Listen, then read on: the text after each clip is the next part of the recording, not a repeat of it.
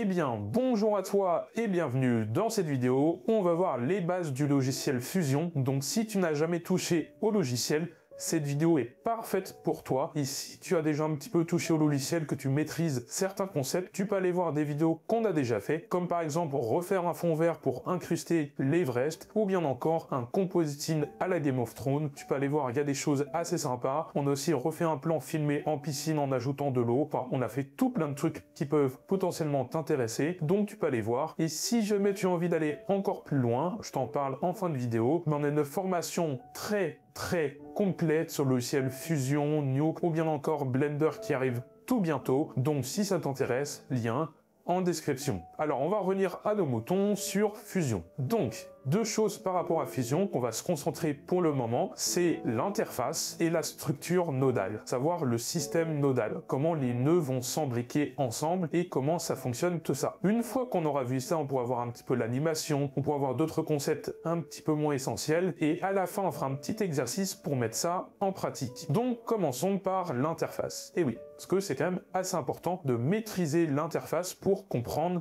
le logiciel. Donc l'interface, ça ressemble à peu près à ça de votre côté. Ici, on va retrouver ce qu'on appelle les nodes. Ici, on va retrouver ce qu'on appelle l'inspecteur. Et ici, le viewer. Ce sont les trois parties principales. On va voir d'autres choses qui vont s'imbriquer, mais ça, ce sont vraiment les trois choses principales. Les nodes, c'est tout simplement cette partie-là, où vous allez avoir des petites boîtes ici, que vous allez pouvoir connecter ensemble pour pouvoir créer des effets. Donc on va y revenir dans un instant pour la structure nodale, mais il faut comprendre que c'est ici que toute la logique de compositing va découler. Ensuite ici, Tools, donc par exemple si je mets un effet de flou, à savoir un effet de blur, et que je sélectionne mon blur, et ben c'est là que je vais pouvoir changer les paramètres de mon effet. Donc par exemple si je souhaite saturer mon image, je vais mettre un color corrector, et ici dans l'inspecteur, je vais pouvoir tout simplement changer la saturation. Donc en fait je sélectionne un nœud et j'ai les paramètres de ce nœud qui sont affichés juste ici. Et puis enfin le viewer, bah, c'est là où va apparaître votre résultat. Donc de base on a un ou deux viewers, c'est un petit peu comme vous voulez, vous pouvez cliquer ici pour en afficher un ou deux, vous pouvez également mettre votre souris au milieu pour décaler vers la droite ou bien vers la gauche. Ça c'est un petit peu comme vous voulez. Vous avez d'autres fenêtres un petit peu secondaires comme Effect, donc ici vous pouvez retrouver tous vos effets ainsi que certaines templates. Alors à savoir que tous les effets vous pouvez les retrouver en faisant clic droit ici Add Tool et là-bas vous retrouvez tous les effets disponibles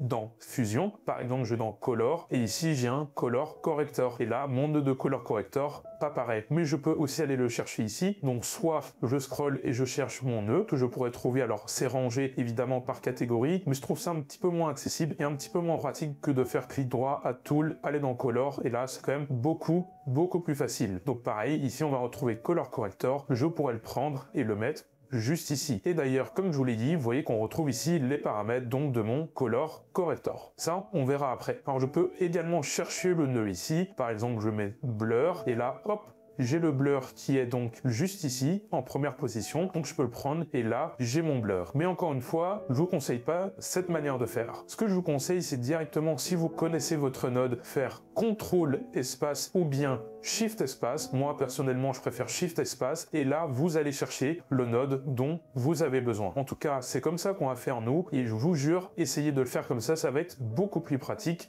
à la longue. Donc ici, j'ai rajouté un nœud. C'est un nœud de blur. Sauf que ce nœud, bah, il est tout seul, il est un petit peu perdu. Donc ici, je pourrais augmenter le blur, et là, bah, on voit que ça ne blur pas plus mon image. Elle n'est pas plus floue. Et ça, c'est normal. C'est parce qu'elle n'est pas connectée à ce qu'on appelle le pipe. Et oui, ceci, ce qu'on appelle un pipe, donc un tuyau, si on veut, en français. Bon, c'est toujours moins sexy quand on traduit en français, mais en tout cas, c'est sa correspondance. C'est-à-dire que dans la logique du nodal, vous allez avoir un premier nœud qui est le média in, vous allez avoir des opérations qui sont faites ici, et on ressort ici donc le média out. Ce qui veut dire concrètement que j'ai mon entrée, ensuite ici je mets par exemple un blur et on ressort ma sortie. Testons ça. Donc je peux faire Shift pour l'insérer directement ici et là c'est exactement ce qui se passe. J'ai mon entrée, ensuite je blur et on ressort ma sortie, à savoir mon image qui est blurrée. Donc si je sélectionne mon blur ici, bah, je peux gérer l'intensité de mon blur. Mais pourquoi à gauche on voit mon image qui n'est pas blurrée et à droite on voit mon image qui est blurrée?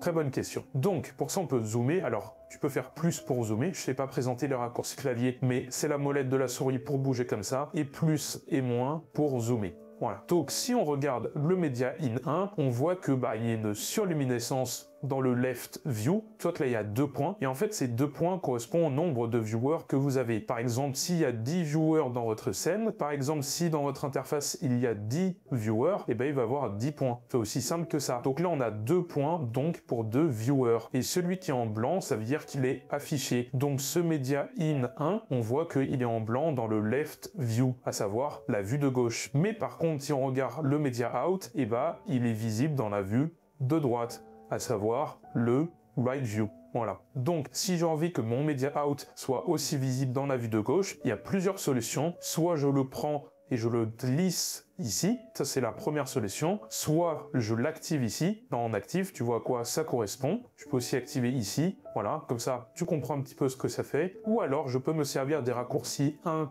et 2. Donc 1, ça va le mettre dans le premier viewer et 2 dans le second viewer. Et si on a 3, on peut faire 3 sur votre clavier.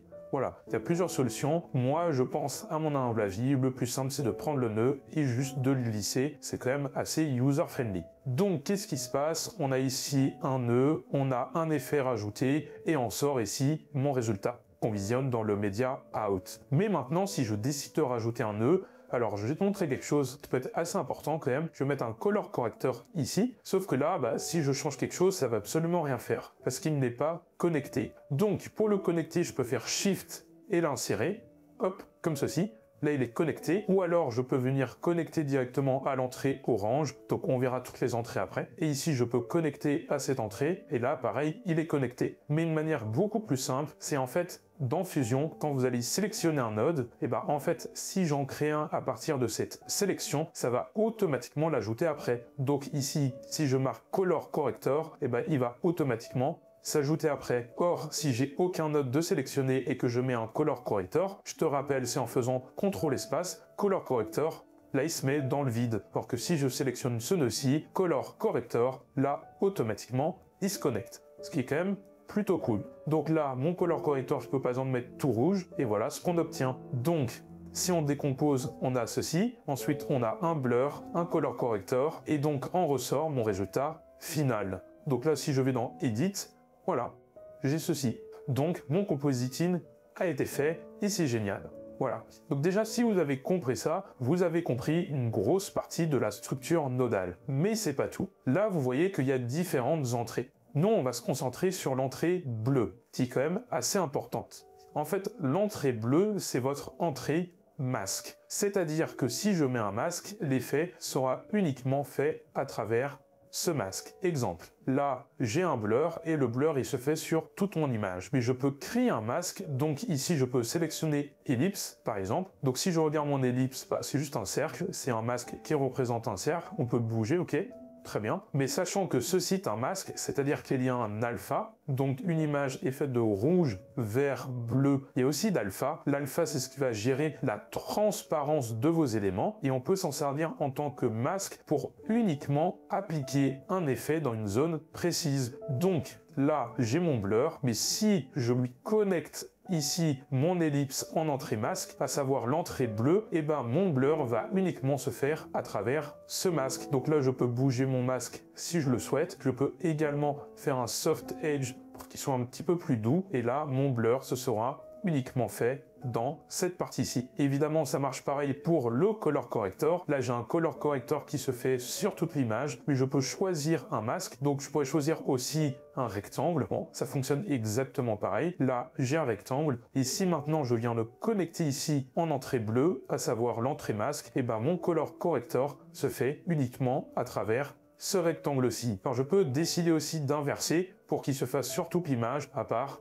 ce rectangle. C'est possible. On a d'autres masques qui sont disponibles. Le plus utilisé, je pense que c'est le polygone. Donc ici, polygone, vous allez pouvoir faire la forme que vous voulez. Par exemple, quelque chose comme ça. Et là, je vais pareil connecter en masque. Donc si vous n'êtes pas sûr des entrées, ce que vous pouvez faire, c'est faire clic droit et lâcher votre clic droit sur le color corrector. Et là, on choisit l'entrée. Donc moi, je vais mettre en effect masque. Et là, automatiquement, ça va se connecter ici. Donc ça, c'est si vous vous rappelez plus des couleurs. Ok, donc ça c'est pour le masque. Maintenant, on va voir à quoi correspond l'entrée orange et l'entrée verte, qui sont aussi super importants. Donc ça, on va le comprendre à travers un nœud qui s'appelle le nœud de merge. Donc, par exemple, je vais mettre juste un nœud de merge ici. Pour l'instant, on va le laisser sur le côté et je vais aussi mettre un background. Donc pour ceux qui viennent de After Effects, le background, c'est tout simplement un nœud de solide. Donc d'ailleurs, c'est marqué ici solid color. Donc si je le prends et que je glisse ici, vous allez voir, c'est juste un fond de couleur unie. Voilà, rien de plus compliqué. Donc moi, je vais prendre du rouge. Et ça, je pourrais le renommer rouge en faisant F2 et je renomme ceci pour rouge.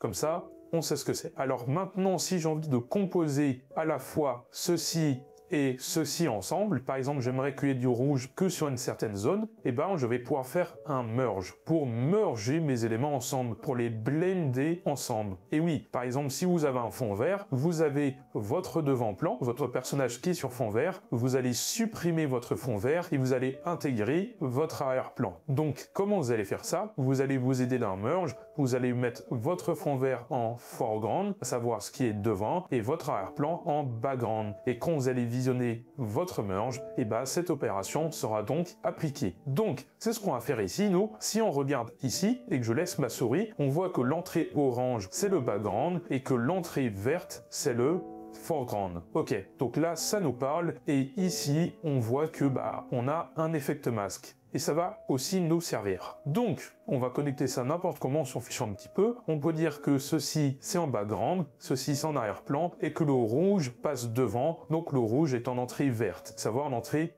foreground. Pareil, si vous vous rappelez plus, vous pouvez faire clic droit et lâcher sur le merge, et là, vous voyez que background, il est déjà pris, vous voyez, comme indiqué ici. Donc, on peut prendre soit effect mask ou foreground. Et là, vous voyez que foreground, ça connecte bel et bien en entrée verte. Donc, on a ça. Et là, je vais visionner et ça nous donne ce que ça doit nous donner. Le résultat est quand même assez logique. Et oui, parce qu'on a dit que le rouge, à savoir notre background qu'on avait créé de base, on a dit que le rouge, on veut qu'il soit devant et que ceci là, on veut que ce soit derrière. Donc si je visionne mon merge, que je vais dans les paramètres de mon merge et que je baisse le blend, on voit bel et bien que mon élément est derrière. Sauf que ici, il y a une entrée masque. Donc on peut définir que je veux que le rouge soit devant, mais uniquement dans une certaine zone. Donc là, je vais mettre par exemple un rectangle et je vais le connecter en entrée masque. Et là, le rouge sera uniquement devant à travers mon masque. Si j'agrandis, il est entièrement devant partout.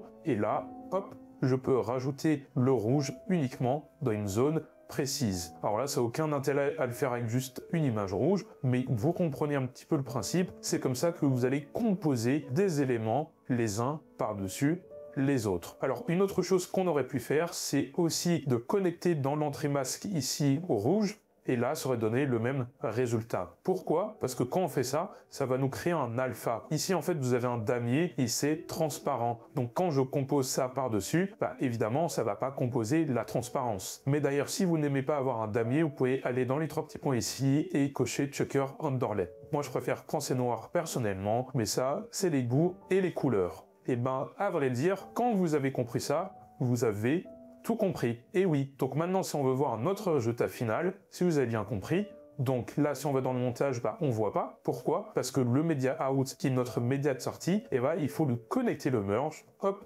et là, si je regarde dans le montage, on est bon. Ça n'a aucun intérêt ce qu'on a fait, mais au moins, vous avez compris. Du moins, je l'espère, mais de toute manière, rappelez-vous, on va mettre tout ça en application tout à l'heure. Alors maintenant, nous allons voir l'animation sur Fusion. Donc on va commencer simple avec les keyframes. Par exemple, ici, je vais sélectionner le rectangle à l'image 0. Donc là, je suis bien à l'image 0 et je vais dire que je veux l'animer. Donc quand je bouge ceci, tu vois ici que c'est le center qui bouge. Si tu regardes ici, regarde bien, c'est le center qui bouge dans les paramètres. Donc, c'est ce paramètre-ci qu'on va venir animer. Pour ça, super simple, en fait, dans Fusion, tout comme dans DaVinci, toutes les animations sont caractérisées par ce petit losange ici. Donc si je clique ici, je vais mettre une clé d'animation.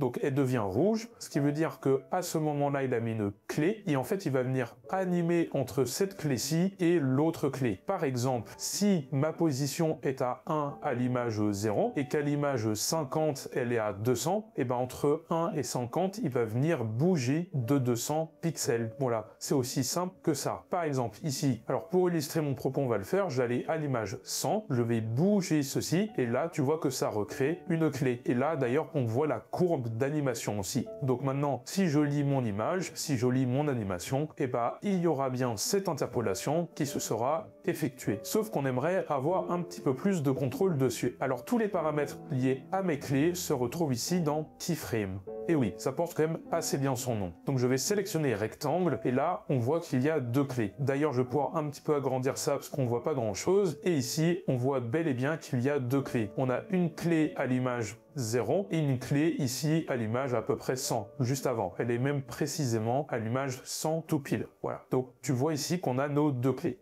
Très bien. Donc on peut déplier ceci si jamais on a plein de clés. Par exemple, ici, j'aurais pu aussi animer mon soft edge. C'est exactement la même chose. Le soft edge, c'est ceci. Voilà. Pour que ce soit plus diffus, et bah, si je veux, je peux mettre une clé à l'image 0 et aller pareil, par exemple, à l'image 60 et venir augmenter le soft edge, quelque chose comme ça. Et là, bah, on a une animation du soft edge qui se sera faite également. Voilà, le fonctionnement est le même. Et ici, on va retrouver donc deux courbes d'animation, une pour le center entre l'image donc 0 et 100 et une pour le soft edge qu'on vient d'animer entre 0 ici et 60. Sauf que maintenant on aimerait rendre mon animation beaucoup plus rapide. Et bah ce que je peux faire, c'est directement modifier les clés. Au lieu que ça aille jusqu'à l'image 100, si je veux que ce soit l'image par exemple 50, et bah ici on voit dans ma timeline que je ne peux pas prendre les clés et les bouger. Ça c'est impossible. Donc ce que je peux faire, c'est ici prendre ma clé qui est à l'image 100 et à ce niveau-là, je peux venir bouger mes clés. Alors attention à pas bouger les deux clés en même temps, mais juste une clé. Évidemment, si je la rapproche, bah, l'animation sera beaucoup plus rapide. Et là, tu vois ici que ma clé est bel et bien à l'image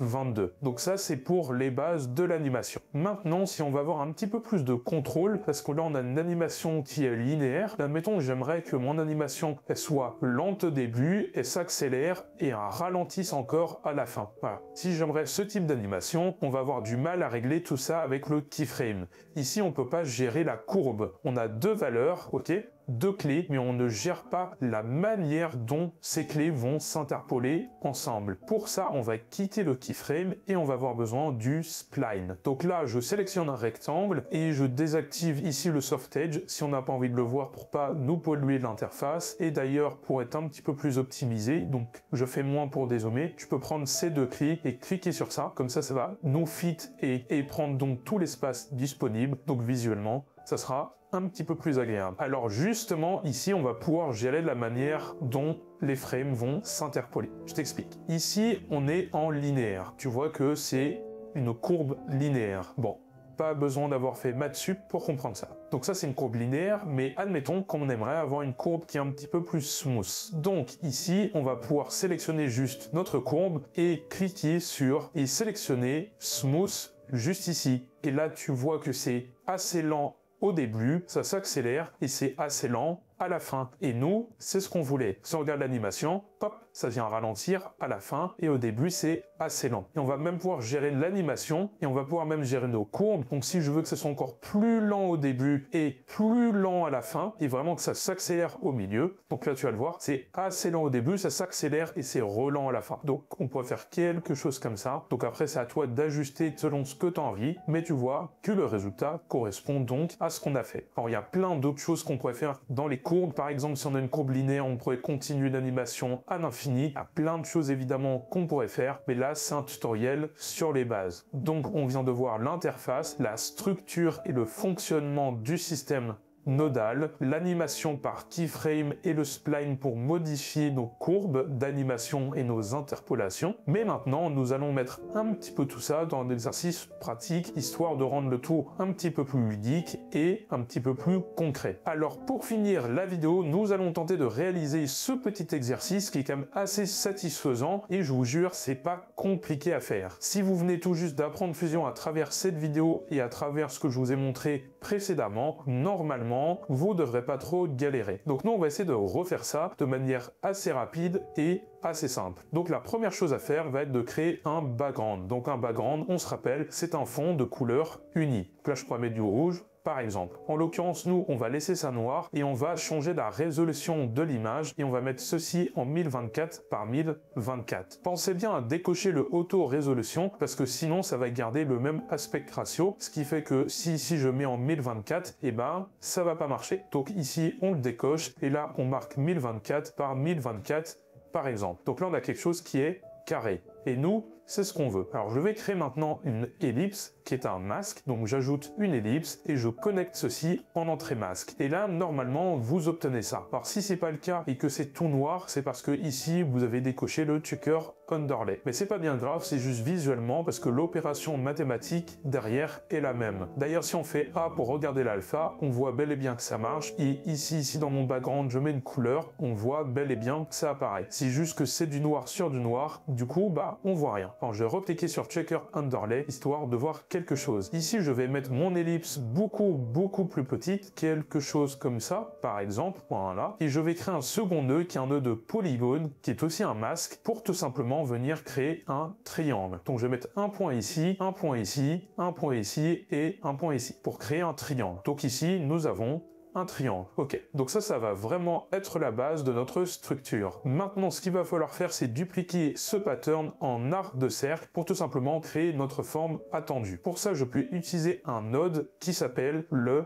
duplicate. Donc là, je mets un node de duplicate et je le regarde. Alors ici, on voit le nombre de copies, il est de 2, ce qui veut dire que si je décale ceci, vous voyez que ça s'est dupliqué par 2. Ensuite, si j'augmente mon nombre de copies, et ben ça va aller à l'infini. Nous, c'est pas exactement ce qu'on veut. On ne veut pas bouger en translation, mais uniquement en rotation. Donc dans rotation ici, c'est-à-dire l'angle, donc l'angle, on va venir le bouger et vous voyez que ça crée un angle. Donc bien voir quelque chose de bien rond. Ici on voit que c'est pas totalement rond. Si on observe ceci, vous voyez, donc on pourrait venir ajuster légèrement l'ellipse pour avoir quelque chose de rond. Voilà, là on est bon. Ce qui fait que normalement si je change l'angle, ça devrait pas trop affecté. Mais après, si vous voulez quelque chose de parfaitement rond, en fait, il faut la même valeur ici et ici. Donc, je peux faire CTRL-C et CTRL-V. Et là, on est sûr d'avoir exactement la même valeur. Du coup, le diamètre est identique. Donc ici, si je reviens dans mon duplicate et que je change l'angle, là, on peut voir que ça ne fait rien sur mon ellipse. Alors moi, je vais mettre un angle de 10 degrés, par exemple. Ok, donc ça va être la différence entre deux patterns et je vais augmenter le nombre de copies jusqu'à temps de faire le tour. Donc je pense qu'il en faut au moins 40 peut-être. Et voilà, quand je crée 40 copies avec un angle de 10 degrés, et ben en fait il va dupliquer 40 fois la même chose avec toujours un angle de 10 degrés. Donc ici on passe de ça à ça. Maintenant ce qu'on va pouvoir faire c'est éroder notre masque. Donc pour ça je peux créer un nœud de erode delete. Hop, comme ceci, et je vais venir éroder alors vers l'intérieur pour avoir quelque chose comme ça. Voilà, là ça me paraît plutôt bien et je vais créer un autre background. Donc pareil, je pourrais créer un background et ici venir changer la taille, mais c'est un petit peu pénible. Donc ce que je peux faire pour être un petit peu plus rapide, c'est de dupliquer ce même background et juste de changer la couleur. Donc ici je vais mettre du bleu et je vais connecter ceci en entrée masque et là évidemment j'aurai un background bleu qui correspond à ce masque-ci qu'on est venu créer à la fois ici et à la fois dans mon erode dilate. Donc d'un côté on a ceci et d'un autre côté on a ceci. Et ce qu'on va faire maintenant, c'est réunir les deux ensemble à l'aide d'un nœud de merge. Le merge, si vous vous souvenez, c'est pour réunir des éléments ensemble. Donc je vais lui dire que ceci est en foreground, c'est-à-dire que mon bleu est devant, donc ceci est devant ceci, et donc mon duplicate, je lui dis qu'il est en background. Quand je regarde, eh ben ça me donne ça. Donc c'est quand même plutôt cool comme résultat, et j'espère que vous comprenez pourquoi ça donne ça. En fait, on a le bleu qui est devant, et on a le noir qui est derrière, et donc si je mets le bleu par-dessus le noir, évidemment, ça nous donne ça. En fait, c'est juste qu'on est venu rajouter le bleu par-dessus le noir. Donc si je résume, on est venu créer une ellipse avec un polygone, on est venu dupliquer ceci avec un angle de 10 degrés, d'un côté on a érode et rajouter une couleur, et on est venu la rajouter par-dessus notre duplicate de base. Donc c'est un petit peu comme ça qu'on va créer du motion design en essayant de dupliquer certaines choses, en les érodant, les rajoutant par-dessus pour créer tout simplement l'élément qu'on désire. Maintenant ce que je pourrais faire c'est reprendre un même background, hop, je duplique, et là je viens mettre du blanc. Donc rouge, vert, bleu au maximum, ça va donner du blanc. Je peux venir rajouter un nœud de merge, et je veux que le blanc, lui, il soit derrière. Donc on a ceci et on a ceci. Je mets donc ça en foreground, et ceci, je le mets en background. Ce qui fait que on a mon blanc qui, naturellement, derrière. Ensuite, ce que je vais pouvoir faire maintenant pour créer une illusion, qui nous servira après quand on va venir animer, c'est de inverser les transformations. On va faire ce qu'on appelle un flip, c'est-à-dire ce qui est à gauche va être à droite, et ce qui est à droite va être à gauche. Je m'explique. Donc je vais mettre pour ça juste un nœud de transform, parce qu'on a ces options-là dans le nœud de transform, et je vais ici venir flipper. Donc là, on flippe en horizontal, voyez? Donc ça inverse les patterns, ce qui est à gauche est à droite, et ce qui est à droite et à gauche. On pourrait aussi flipper en vertical si on le souhaite. Nous, on va juste flipper en horizontal et on va rajouter un nouveau nœud de transformation, mais dans celui-ci, on va venir faire de l'animation. Donc dans angle, je mets une clé d'animation. Je vais par exemple à l'image 0 si j'ai mis ma clé vers l'image 100 et ici je vais mettre, je sais pas moi, 180 degrés. Par exemple. Et là, je vais créer donc une animation comme ceci. Vous voyez, il n'y a que de la rotation, donc si je fais play, vous imaginez un petit peu le genre d'effet qu'on veut créer. Et pour créer cette illusion d'optique, en fait, il nous faut le nœud de duplicate de base où ça ne bouge absolument pas. Donc, on va refaire la même chose, on va mettre un nœud de merge, mon duplicate de base, on va venir le mettre par-dessus, donc on le met en foreground, et ceci, on va venir le mettre en background. Si je regarde, ça nous donne ça. Et là, ça va créer notre illusion d'optique, comme si en fait on tournait dans un sens, alors que le pattern noir, lui, ne bouge absolument pas. Et ça, naturellement, ça va créer notre illusion d'optique et tromper notre œil. Vous voyez que d'un côté, on a ceci qui ne bouge pas, et de l'autre, on a ça qui bouge. Donc évidemment, quand on combine les deux ensemble, ça nous donne ça. Ce qui est quand même assez sympa. Donc là, on a à peu près fini l'effet, mais on pourrait le rendre un petit peu mieux, parce que bon, c'est pas terrible d'avoir ces choses autour, et en fait, quand on voit le noir sur les côtés, et ça va venir casser notre effet. Donc, pour ça, pas bien compliqué, on a juste à mettre un nœud de ellipse, comme ceci, et on va venir l'agrandir jusqu'à, par exemple,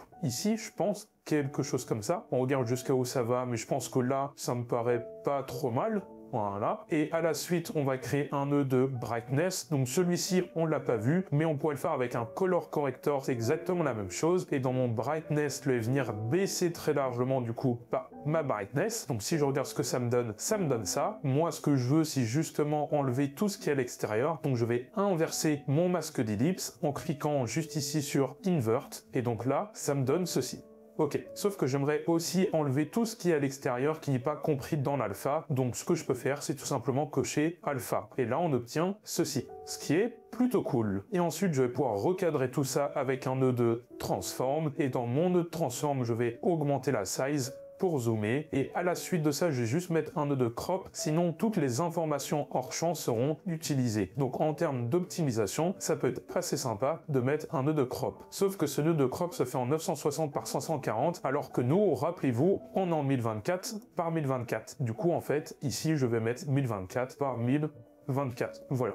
C'est pas sorcier. Et là, je mets mon crop, ça change pas notre image, mais on perd toutes les informations hors champ. Ce qui fait que maintenant, c'est un petit peu plus optimisé. Et si je reviens maintenant à l'image 0 et que je fais play, vous voyez qu'on a créé notre effet et qui fonctionne plutôt bien. Donc si je résume brièvement, ici on est venu créer des formes à l'aide de masques, qu'on est venu mettre sur un background noir, qu'on est venu dupliquer avec une rotation, avec un certain angle à 10 degrés. Ceci, on est venu l'érode et mettre une couleur bleue. On est venu merger ça ensemble avec mon duplicate de base. Donc on a rajouté le bleu qu'on vient de traiter à l'instant. Ensuite, on est venu rajouter du blanc derrière. On est venu flip mon image dans l'autre sens. J'ai ensuite mis un transform pour apporter de la rotation et donc du mouvement. Et ensuite, j'ai rajouté ça par-dessus et notre illusion est en marche. Ensuite, j'ai juste mis un brightness pour supprimer tout ce qui est autour. J'ai mis un transform pour recadrer et un crop pour enlever toutes les informations hors champ. Donc là, tu te rends compte un petit peu de ce que Fusion permet de faire. Alors évidemment, là, on n'effleure que la surface, mais j'espère que cette vidéo t'aura aidé, que le système nodal et Fusion est un petit peu plus clair et que tu comprends un peu la flexibilité qu'on peut avoir avec ce logiciel. Par exemple, là, je me dis, ouais, bof, je trouve ça un petit peu trop gros, donc je peux modifier le masque de base, ici, admettons, et tout va venir se modifier après. Tu vois que là, tout se modifie. Donc c'est vraiment, donc pour ceux qui connaissent la modélisation paramétrique, en fait c'est exactement la même chose. On va venir modifier un élément et tout va venir s'adapter étant donné que c'est fait dans une structure nodale. Pareil ici, je pourrais modifier ceci pour venir l'animer. Donc on pourrait avoir quelque chose comme ça. Ensuite, à cette image-ci, on pourrait venir animer ça, le rendre tout petit. Et donc maintenant, on vient juste de créer une animation. Donc ça sert à rien, mais pourquoi pas, en tout cas tu vois comment le faire et tu vois un petit peu les possibilités donc de fusion pour faire du motion graphique, des VFX. D'ailleurs, on forme à ces disciplines. Donc si jamais tu souhaites aller beaucoup plus loin, tu peux aller checker notre site internet comme je t'en parlais en début de vidéo. Mais si tu veux juste un petit peu te renseigner, tu peux déjà aller voir sur la chaîne. On a fait plein de vidéos, que ce soit sur Fusion, Neo, Blender. Si jamais ce domaine t'intéresse, et n'hésite pas à t'abonner pour voir les prochaines vidéos et à commenter celle-ci si tu as des questions. Surtout, n'hésite pas. Et sur ce, je te dis à la prochaine.